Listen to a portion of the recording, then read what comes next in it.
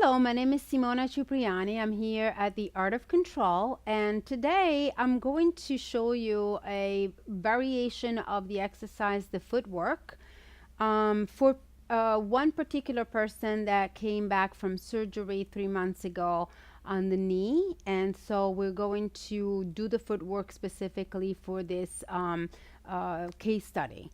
And I'm going to set up the second gear on the reformer. So I'm going to take the two springs off right here.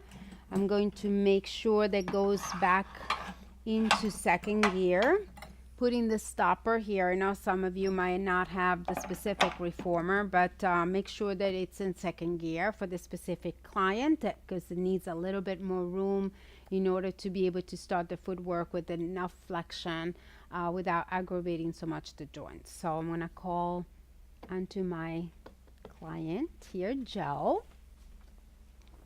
We're going to place him in the center of the reformer and come all the way down to the very front edge. Lower yourself down onto the mat. And let's place the feet into a parallel position. So the foot is going to go directly starting on the toes and in line with the ankle. So I'm going to stand up now and make sure that he's going to be placed in the right correct position. Sometimes at the very beginning I also have a pillow for the client so that they have a little bit more support for the head and neck. Also want to make sure that it's nice and center with the shoulder. And because I already worked with Joe, I just wanted to add a little extra support for the leg here on the right side with an extra padding. So I'm going to have him a little higher on the right foot for the alignment, because I know that when I worked with him, the right side seemed to be a little bit shorter than the left. So I want to make sure that he has a little extra padding here, just a little bit of that thickness underneath that right foot. So we're going to do the footwork. So he's going to engage the stomach muscle to stretch everything out long. Extend the knee out. And because the physical therapist was really emphasizing him working on the extension of the knee after the surgery, I want to make sure that I just kind of, ask him to focus on that, and so that he can increase a little bit more of the extension. So I'm right here at the muscle, and I'm just kind of pressing gently down, also making sure that he gives me some feedback, and if that's a little too much, he's going to tell me. But this actually feels nice to them, after all that surgery, because this, as you know, the flexion, it's a problem for them to come into a flexion, but also extension is difficult as well. So if we work a little bit for one, and then maybe the other one, it will come along. So he's on the toes. He's doing pretty well with the alignment. We want to make sure that the ankles are straight on the big toe. He's doing a good job in terms of supporting the ankle. So he's not really moving the ankle much, right? He's just keeping it pretty much in the same place. And I'm also looking at the top of the knee. So every time the knees are bending, and this is one of the reasons why I gave him a little bit of the thickness underneath the right foot, it's because I noticed that this was a little shorter than the other leg. So it could be different situation. Could be the leg itself that it's shorter. It could be also the alignment of the pelvis. Whatever the case may be, you can always help a little bit by having a little bit of an extra pads there. Now we're going to go to the arches. Same idea on the arches. Let me make sure you got that pad. And continue to stay within hip level or hip width apart.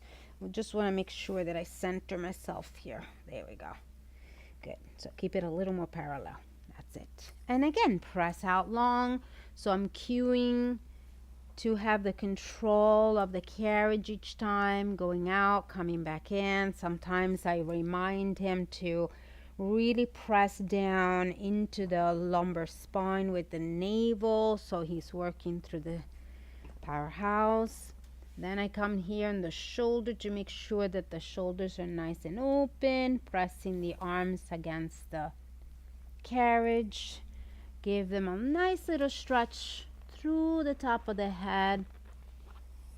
So make sure that the whole footwork is not just about the feet, but also the rest of the body. And we usually do about 10 of those as usual.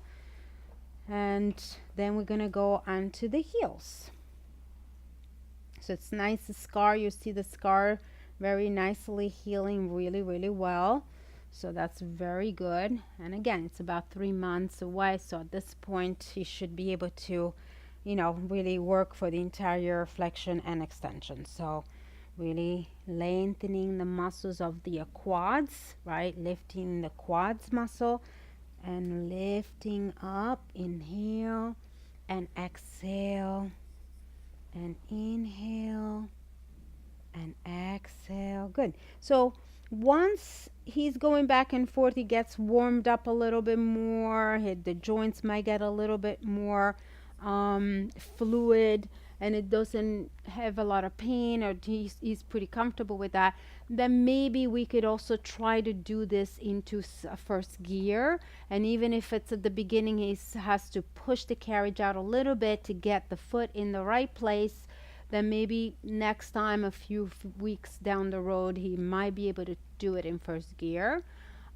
Also doesn't have to be right onto the toes. He can skip the toes and go right into the arch, and he can just do the arch and the heels. And then from this position, we're going to go into tendon stretch. So you're going to go into your toes again. Press out long. Yep. There we go. Good. And then press out long again. Extend. And now lower the ankles down. 3 counts on the way down. 3 counts by lifting the abdominals. So again, there's always that connection of scooping to lift the ankle. So sometimes I'm here to really make sure that that's a pretty clear idea that this lifts this. And it's not just the toes they're pressing to push up, but it's also the entire body pressing against the mat or the carriage. And then again, you can be here to emphasize the nice stretch as you lower the heels down. You also press gently down, as long as it's okay with the client or patient, and reach. Good. And lower and lift. One more. And he's doing pretty good to not rotate the knee inward. At the beginning, he was doing a little bit of that too, but now he's really learned how to maintain that alignment of the hip joint, knee joint, ankle joint into the second toe, this foot. Good. And then at the end, if you want to add just a little running position, you can actually bring your feet a little closer to the center line. And let's do a little running. So you press everything out again. And then from there, just go one at a time. And again, emphasize a nice alignment to the knee. You could be with your hand underneath the knee, making sure that one is not hyperstanding. And then you can just lower the ankle. Really get a good stretch there. So sometimes I come around and I really pull gently the heel down with my hand, as long as it's okay.